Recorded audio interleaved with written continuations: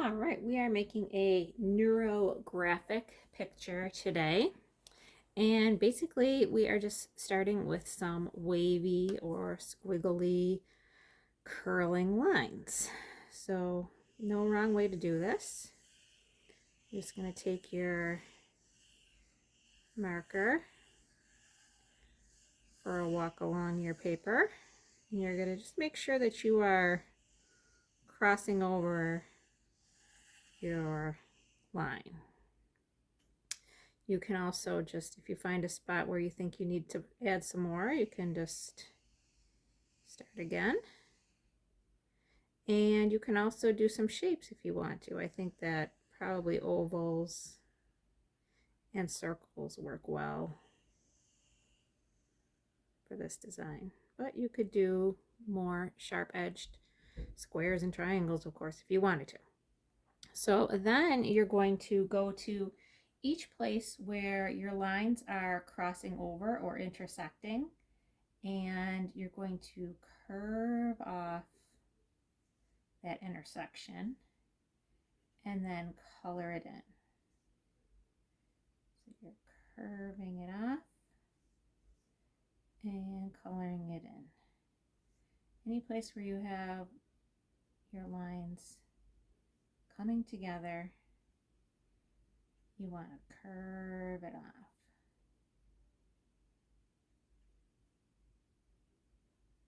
So there shouldn't be any sharp points anymore.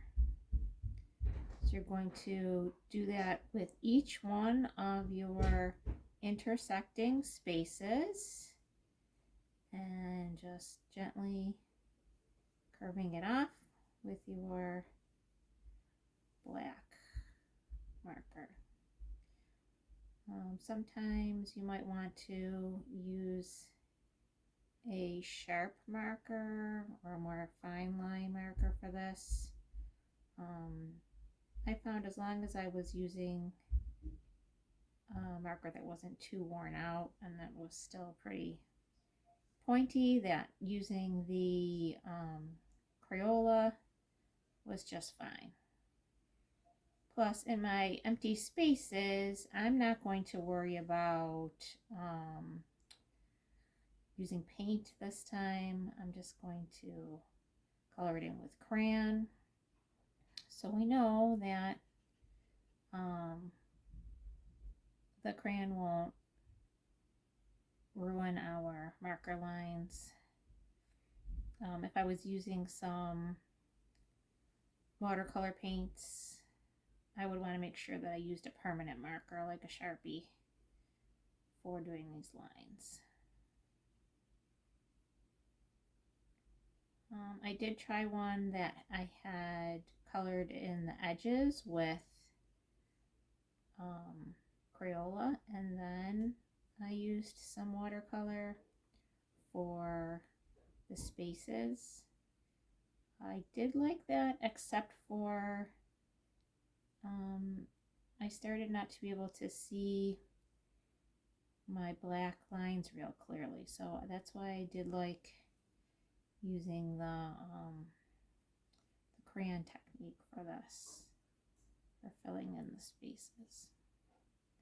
So this is a very relaxing kind of artwork and art process, and it is what I would consider pretty time consuming. You really need to take your time, work carefully. Sometimes people talk about like focusing on a problem or an issue that you're having and sort of working that out while you are working on your artwork. So in that way it could be a therapeutic experience for you. Okay, so we are going to pretend that I got a lot done.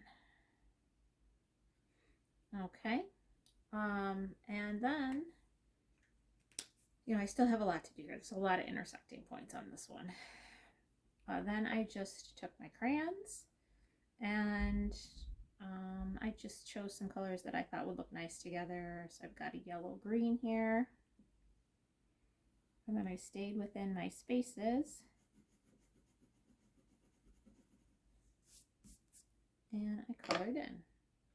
So I've got a yellow green. I've got a green yellow.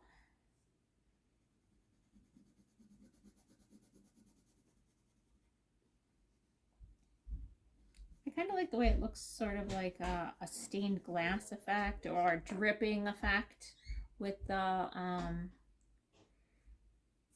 black lines. And it's very organic, very smooth looking, very fluid, liquid. Really gives a neat effect. This is, let's see, a yellow orange. So I went a little bit lighter with my colors, thinking perhaps about spring. So good luck with your artwork, and I hope you enjoy coloring it in and making cool neurographic art.